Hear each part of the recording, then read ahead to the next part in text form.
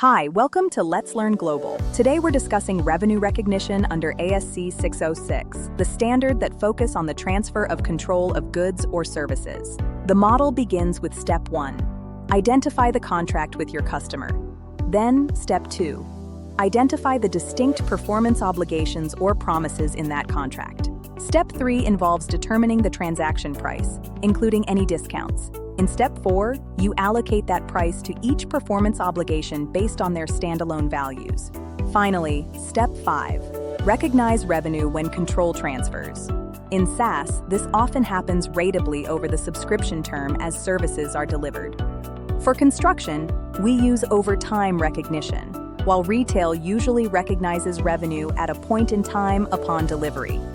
In professional services, bundled deals are allocated to distinct elements, like upfront licenses and ongoing monthly support. Understanding these principles ensures consistency across all industries. Thank you for watching, and happy learning.